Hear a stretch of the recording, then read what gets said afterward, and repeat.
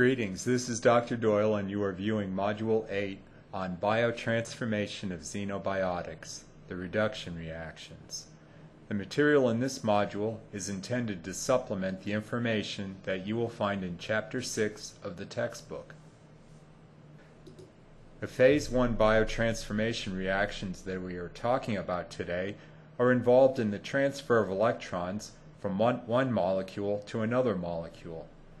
They are called redox reactions because the molecule that receives the transferred electron is reduced and the molecule that donates the electron is oxidized. In the diagram on the right, molecule A is giving up 2 electrons and becomes oxidized, and molecule B receives the 2 electrons and is being reduced. Usually there is a simultaneous transfer of 2 electrons, but sometimes only 1 electron is transferred, resulting in an unpaired and reactive recipient molecule. As you can see, this type of reaction always results in both an oxidation and a reduction, because transfer of electrons would also result in oxidation of the molecule that loses electrons and reduction of the molecule that gains electrons. Some redox reactions can occur non-enzymatically, such as when the electron carrier nicotinamide adenine dinucleotide donates electrons. However, this electron carrier received its electrons as a coenzyme in an enzyme-catalyzed dehydrogenation reaction like those found in the Krebs cycle. Most enzymes that catalyze oxidation and reduction reactions utilize a dinucleotide electron carrier, such as NAD, NADP, or flavin adenine dinucleotide, to donate or accept electrons. So these redox reactions are catalyzed by enzymes that all fall in the category called oxidoreductases. Using this nomenclature, the enzyme is named by placing the electron donor before the electron acceptor. For example, the final step of the Krebs cycle, where malate is oxidized to oxaloacetate, is catalyzed by malate oxaloacetate oxidoreductase. In this reaction, the NAD is reduced to NADH plus a proton because 2 hydrogen atoms with their electrons are removed from malate. Therefore, this enzyme can also be called malate dehydrogenase, which is the more common name for this enzyme. Some oxidoreductases are simply called reductases. For example, dihydrofolate reductase, where electrons are transferred from NADPH to dihydrofolate, producing the reduced product tetrahydrofolate. Oxidases are oxidoreductases that utilize molecular oxygen as the electron acceptor. It should be noted that many of the oxidoreductase enzymes have a low Gibbs free energy and therefore can catalyze reversible reactions. That is why the general name for these enzymes is oxidoreductase, meaning it catalyzes reactions in both directions. For example, alcohol dehydrogenase will catalyze the dehydrogenation of ethanol, which is the same as oxidation, to acetaldehyde, or the reduction of acetaldehyde to ethanol. The direction of the reaction is determined by the relative concentrations of ethanol and acetaldehyde and whether NAD is oxidized or reduced. Now let's talk about the specific reduction reactions involved in xenobiotic transformation. We can organize our discussion by grouping these reactions according to the chemical groups which are reduced. So we have the reduction of nitrogenous and carbonyl groups, sulfur-containing groups, quinones, and then some other types of reduction that are described in the textbook, but we will not go into here. Let's begin with the reduction of nitrogen-containing functional groups, which is usually accomplished by intestinal bacteria, although it can also occur via cytochrome P450 NADPH reductase in the human liver. There are three reasons why most reduction of nitrogenous groups in xenobiotics occurs in the intestines. First of all, exposure is usually through the oral route. The next two reasons are related to the fact that the reduction of oxidized nitrogen can only take place in a non-oxidizing atmosphere, that is, an anaerobic environment. Although the intestinal wall is well oxygenated because of the mesenteric arterial blood supply, the region within the lumen of the intestines provides an anaerobic environment where reduction can take place. The enzymes that are capable of reducing the nitrogen-containing groups reside within the anaerobic intestinal microflora, especially those of the Clostridium, Bifidobacterium, and Eubacterium genera. Shown here is an example of the anaerobic rods that is a characteristic of many of these organisms. These oxidoreductases can reduce azo and nitro groups of xenobiotics, as will be shown in the next slide. In the top panel you can see an azo group that is located between the two aryl groups of the drug Prontosil. Prontosil was a very early first-generation sulfa drug. Within the intestine, the azo group undergoes a two-step reduction where 4 electrons are added to the azo nitrogens, resulting in reductive cleavage of the double bond. This yields the active antibiotic agent sulfanilamide. The bottom panel shows the sequential nitroreduction of the compound nitrobenzene to produce aniline.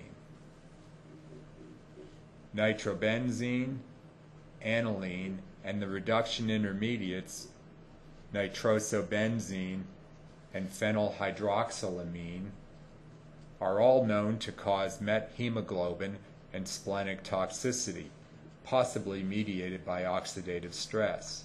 The bacterial azo and nitroreductases utilize the flavin coenzyme electron carrier FADH2. Many xenobiotics contain aldehyde or ketone carbonyl groups. Humans have two families of enzymes that are important in reducing carbonyl groups of xenobiotics. One group is the aldoketoreductases, the AKRs, and the other is the short-chain dehydrogenases or reductases, the SDRs. Enzymes from both families are primarily located in the cytosol, but a few are found in microsomal fractions. These enzymes are able to catalyze the forward and reverse reactions. This should be apparent for the SDRs since they catalyze dehydrogenation, which is an oxidation reaction in addition to being reductases.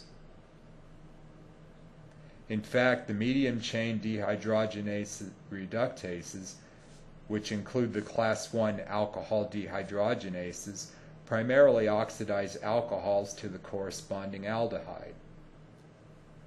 A xenobiotic that is an aldehyde or ketone can be very reactive due to the polar double bond of the carbonyl group. Hence, they may have considerable toxicity.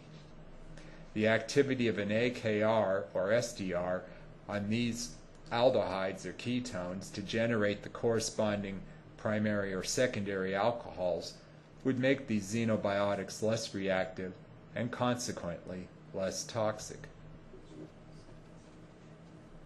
An example of biotransformation and detoxification by carbonyl reductases is shown here. Acute oxidative stress was induced in rats by intraperitoneal administration of chloroform. This xenobiotic undergoes dehalogenation in the liver to generate a trichloromethane radical which extracts an electron from an unsaturated fatty acid in cell membranes. For example, linoleic acid shown here. This cascade, where one radical is stabilized by taking an electron and generating another radical, is known as radical propagation. The fatty acid radicals combine with water to form lipoperoxides, which then undergo a spontaneous decomposition. The radical propagation process is finally terminated when either 4-hydroxy-2-nonenal, HNE, or 4-oxo-2-nonene-1-ol, or ONO, are conjugated with the antioxidant glutathione, represented here as GSH. Glutathione conjugation is just one of the phase 2 conjugation reactions that we will discuss in Module 15. The conjugate is then further modified in the liver and kidney to a mercapturic acid group through the actions of gamma-glutamyl transferase and dipeptidase. The final biotransformation event prior to excretion in the urine is reduction of the aldehyde in hydroxynonenal conjugate by an AKR, or reduction of the ketone in the oxononenal conjugate by a carbonyl reductase. As we can see in this example, the phase 1 reduction process follows the phase 2 conjugation process. Disulfides are found in most proteins as an intramolecular or intermolecular linkage between the thiol groups of two cysteine amino acids. This bond plays an important role in maintaining tertiary and quaternary structure of proteins. However, many cysteine residues of a protein do not participate in this type of bond. Therefore, they must be kept in a reduced state so that they do not randomly react with intracellular nucleophiles like DNA. The primary thiol reducing agent in all cells is a tripeptide called glutathione. This compound is usually abbreviated GSH, where the S represents the thiol sulfur of the central cysteine peptide, and the H represents the hydrogen atom that is donated by the cystenyl group to break disulfide bonds, yielding two free thiol groups. Although this reaction is non-enzymatic, glutathione is regenerated by the enzyme glutathione reductase, which uses NADPH as a reducing coenzyme. Some of the disulfide bond reduction attributed to glutathione is probably indirect because the reduction may be directly accomplished by glutaredoxin, which is itself reduced by glutathione. Glutathione is relatively abundant in the cytosol, having a concentration of up to 5 millimolar in hepatocytes. Glutathione will not only reduce disulfide bonds, but is also important in detoxification as a free radical quenching agent and as a conjugating group in some phase 2 reactions, as will be discussed in later modules. Some xenobiotics contain a disulfide bond that can be reduced by glutathione. An example is disulfiram, a drug used to treat alcoholism. You can see the disulfide linkage between the thioketone groups, which can be cleaved by glutathione reduction.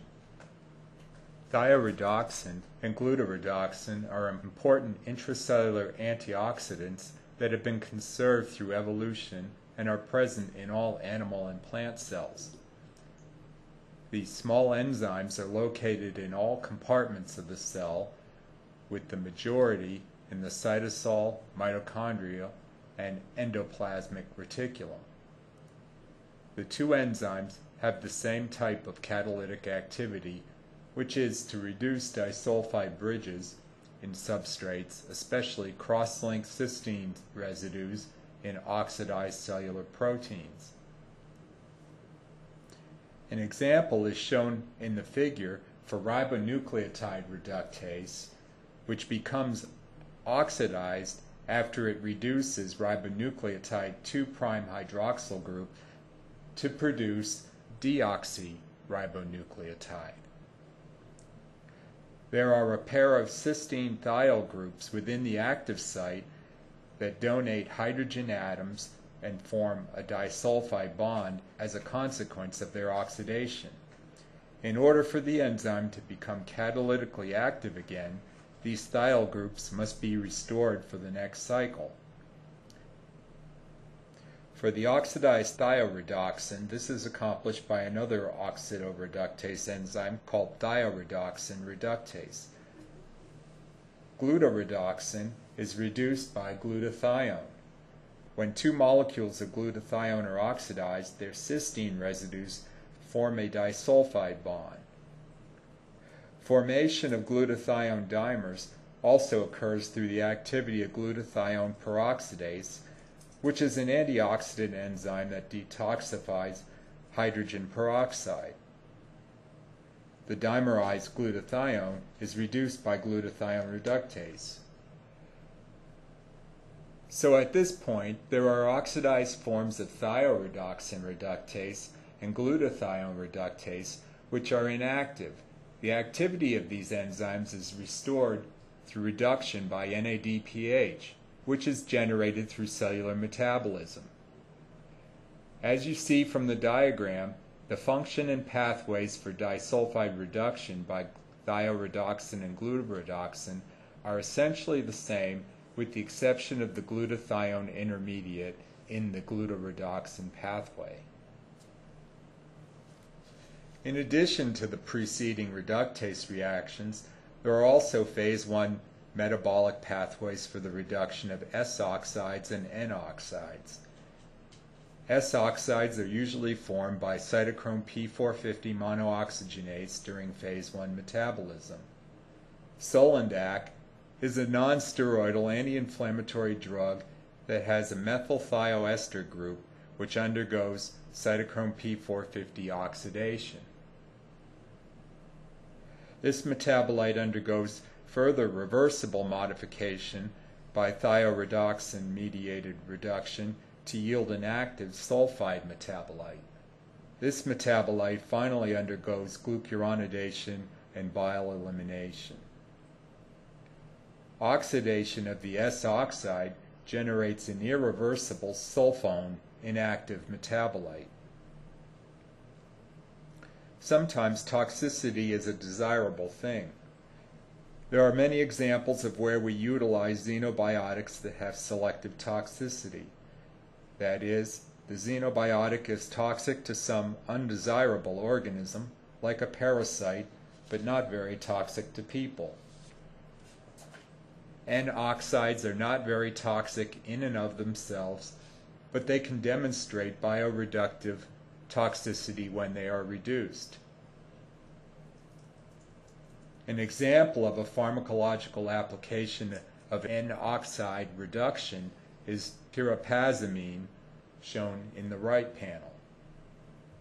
This drug undergoes single electron reduction by cytochrome P450 in an anaerobic atmosphere to produce a free radical metabolite that forms toxic DNA adducts. This drug has been used to kill anaerobic bacteria and tumor cells that grow in low oxygen environment found in the core of a solid tumor. A variety of cancer chemotherapeutic drugs are quinones. Examples of these drugs include adriamycin, donomycin, mitomycin, and aziridine quinones. These drugs can undergo 1 electron or 2 electron reduction by a variety of oxidoreductases.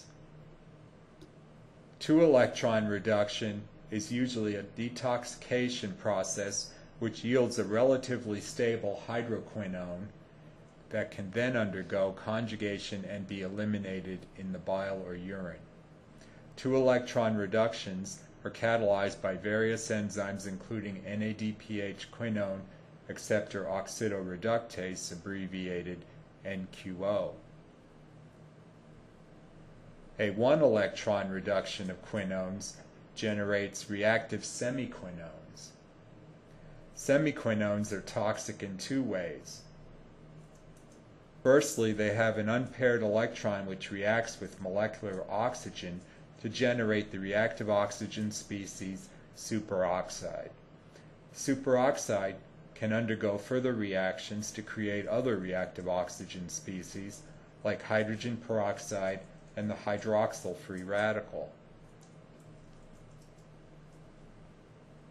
The generation of reactive oxygen species is a cyclic process where the quinone is repeatedly reduced to the semiquinone by the oxidoreductase and then is oxidized back to the quinone by molecular oxygen. This process is called redox cycling and will continue to produce reactive oxygen species until all the oxygen is consumed.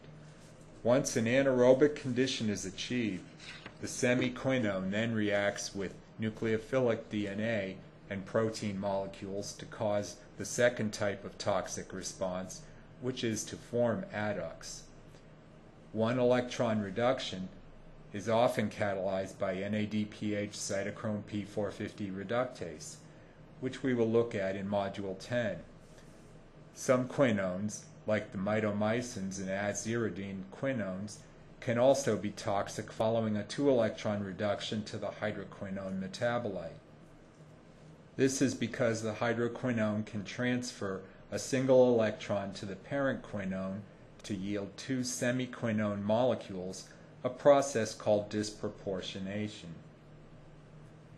The reduction of quinone chemotherapeutic drugs to semiquinones is the therapeutic mechanism of action for these drugs, since solid tumors have high NQO activity and often are somewhat anaerobic. This concludes Module 8. Please test your comprehension of the material in this module by taking the self-assessment quiz found in the module folder.